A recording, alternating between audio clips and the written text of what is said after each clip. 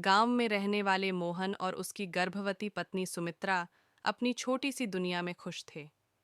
गांव का माहौल शांत था। खेतों में फसलें लहलहा रही थीं और पूरा गांव एक परिवार जैसा लगता था। लेकिन किसी को नहीं पता था कि कुदरत की एक रात उनकी जिंदगी को पूरी तरह बदल कर रख देगी। मोहन और सुमित्रा की शादी को 5 साल हो चुके थे।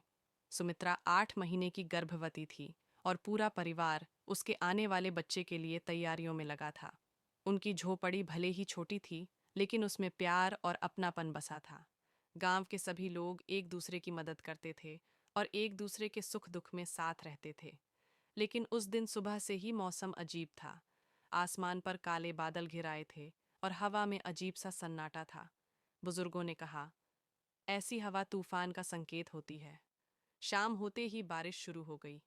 पहले हल्की बूंदाबांदी हुई, फिर अचानक आसमान से मूसलधार बारिश होने लगी। गांव के कच्चे मकानों की छतें टपकने लगीं। देखते ही देखते बारिश इतनी तेज हो गई कि नालियों से पानी निकलकर गलियों में बहने लगा। कुछ ही घंटों में गांव के चारों ओर पानी ही पानी हो गया।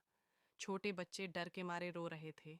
जानवरों को बचाने के लिए लोग इधर उधर भाग रहे थे। लेकिन सबसे ज्यादा चिंता सुमित्रा की थी। उसकी हालत खराब हो रही थी और किसी भी समय उसे प्रसव पीड़ा शुरू हो सकती थी। मोहन ने जल्दी से बैलगाड़ी निकाली और गांव के डॉक्टर को बुलाने दौड़ा। लेकिन चारों तरफ पानी था। सड़कें डूब चुकी थीं और गांव से बाहर जाना नामुमकिन था।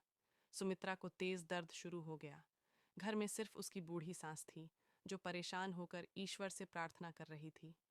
गांव के कुछ औरतें मदद के लिए आईं, लेकिन पानी का स्तर बढ़ता जा रहा था। मोहन फंस चुका था और अब घर में सिर्फ सुमित्रा, उसकी सास और कुछ गांव की महिलाएं थीं। बारिश के बीच बिजली भी चली गई। अंधेरा, ठंडी हवा और चारों ओर बहता पानी, पूरी स्थिति डरावनी थी। सुमित्रा दर्द से चीख रही थी। गांव के बड़े बुजुर्गों ने कहा, अब सिर्फ भगवान ही मदद कर सकते हैं। गांव के लोगों ने मिलकर झोपड़ी के अंदर ही सुमित्रा का प्रसव कराने का निर्णय लिया। बारिश की आवाज के बीच उसकी चीखें सुनाई दे रही थीं। गांव की बुजुर्ग महिलाएं मिलकर उसकी डिलीवरी कराने लगीं। बाहर का पानी अब घर के अंदर आने लगा था। तभी आधी रात के समय एक बच्चे की रोने की आवाज आई। बारिश के तूफान के बीच एक नई जिंदगी ने जन्म लिया था।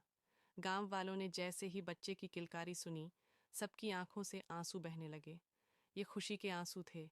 संघर्ष, दर्द और डर के बीच जीवन की जीत के आंसू। रात भर बारिश होती रही, लेकिन सुबह होते ही आसमान साफ हो गया।